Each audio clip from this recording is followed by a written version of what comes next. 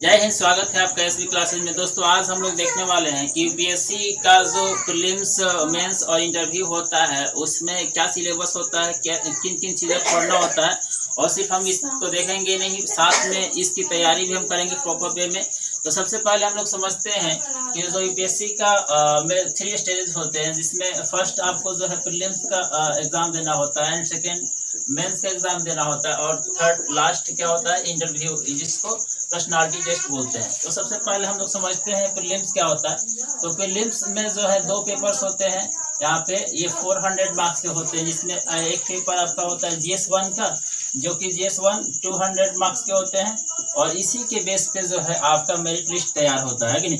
इसमें मोस्टली देखा जाए तो आपका हिस्ट्री पढ़ना होता है, इकोनॉमिक्स पढ़ना होता है, पॉलिटी पढ़ना होता है, ज्योग्राफी पढ़ना होता है, साइंस एंड टेक पढ़ना होता है, इन्वायरमेंट पढ़ना होता है, और करंट अफेयर्स इसके बेसिस पे जैसे आपके हिस्ट्री हो गए, इकोनॉमिक्स हो गए, पॉलिटी हो गए, ज्योग्राफी हो गए, साइंस एंड टेक हो गए, इन्वायरमेंट हो गए, इसके बेस पे जितने भी करंट अफेयर्स बनते हैं जो कि सोशल भी करंटली चल रहा होता है, उस पे उसको पढ़ना होता है। ठीक है। अब बात करें अगर GS2 का, तो ये भी 200 मार्क्स के होते हैं, जिसमें कि आपको 80 क्वेश्चन पूछे जाते हैं। 1-2.5 नंबर का क्वेश्चन होता है। और इसमें अगर बात करेंगे तो इसमें 100 क्वेश्चन होता है, 1-2 नंबर का क्वेश्चन होता है कि नहीं, जो GS1 का, जिसके बेस पर मेरिट लिस्ट तैयार होता है। और ये सिर्फ क्वालिफाइंग पेपर होता है। जो GS2 होता है, जिसको C-सेट भी बोला जाता है paper, civil service aptitude test, तो ये इसमें 80 क्वेश्चन होते हैं। एक क्वेश्चन 2.5 नंबर का होता है। इसको सिर्फ क्वालिफाइंग करना होता है, इसको सिर्फ और सिर्फ पास करना होता है कि नहीं।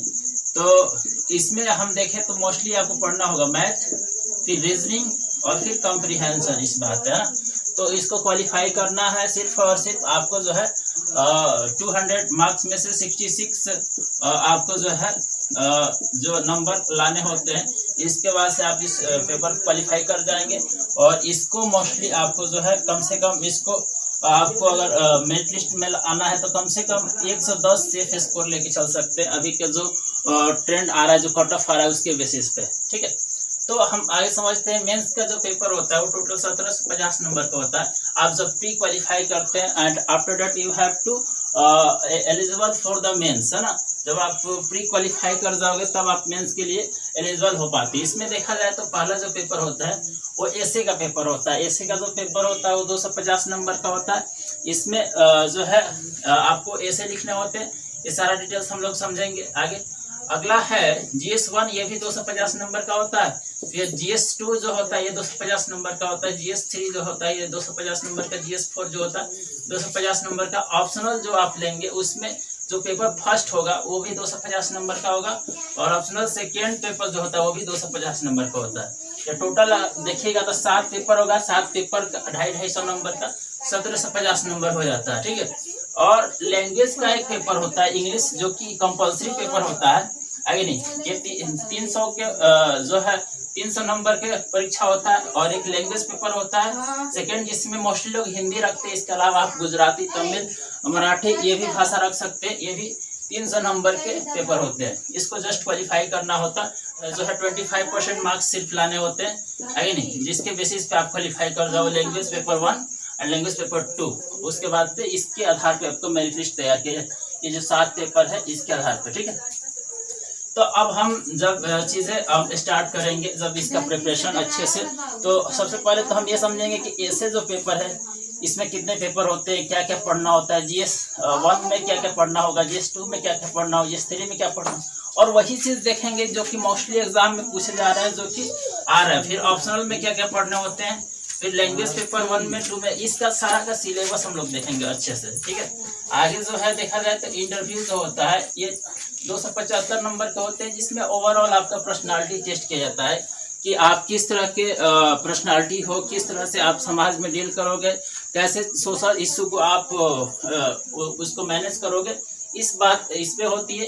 तो जो सबसे पहले जो है जो प्लानिंग चल रहा है, तो प्रीलिम्स एग्जाम के लिए जो GS1 है, GS1 के लिए जो है 1000 इम्पोर्टेंट टॉपिक्स जो है 1000 इम्पोर्टेंट टॉपिक को सिलेक्ट करके उस टॉपिक को पढ़ेंगे। क्योंकि देखो इधर उधर पढ़ने का कोई बेनिफिट है नहीं।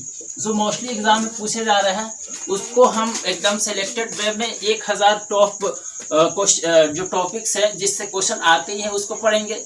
एंड आफ्टर दैट आप जो है मेंस का भी जो टॉप है जहाँ से क्वेश्चन बन रहे उसको पढ़ेंगे। फिर इंटरव्यू के लिए भी कैसे आपको गाइडेंस देना है वो सारी चीज़ें इस पे मिलेगी। तो आप जल्द से जल्द चैनल को सब्सक्राइब कर लीजिए और अधिक से अधिक जो है एस्पिरेंट्स के पास शेयर कर दीजिए, क्योंकि यहाँ पे आपको जो है फ्री जो है टोटल आपको तैयारी कराई जाएगी। ठीक है, तो अब यहाँ पे हम समझते हैं कि जब हम मेंस की बात करेंगे तो सबसे पहले तो सिलेबस समझना जरूरी है। सिलेबस के साथ में जो इम्पोर्टेंट चीज़ें पूछी जा रही है वही उस पर फोकस करना है। और लास्ट जो इंटरव्यू होगा उस पर मैं बताऊंगा कि किस तरह से इंटरव्यू को आपको फेस करना है, किस तरह से उस पर ओवरऑल गाइडेंस आपको दिया जाएगा। तो अभी जो है स्टार्टिंग से अभी जो है मेंस पे हम फोकस करने वाले हैं और साथ में प्रीलिम्स का भी कुछ कुछ टॉपिक चलते रहेगा। लेकिन जैसे जनवरी आएगा तो जनवरी से ओवरऑल हम सिर्फ और सिर्फ प्री पे फोकस करेंगे, क्योंकि 28 मई को पेपर है तो उस पे ओवरऑल सिर्फ 5 महीने सिर्फ प्री का तैयारी होगा और उसके बाद से हम जो है मेंस का भी तैयारी कर चुके होंगे, है कि नहीं। तो बाकी जो प्री क्वालिफाई होगा तो बहुत ज़्यादा टेंशन नहीं रहेगा, बस रिवीजन का रिवीजन करना होगा। फिर जब मेंस क्वालिफाई हो जाएगा तो प्रीलिम्स उसके बाद से हम जो है पर्सनालिटी टेस्ट का तैयारी करके अच्छे से जल्द हम सिलेक्टेड हो जाएंगे। तो आई होप कि आपको चीज़ें समझ में आ गई होगी।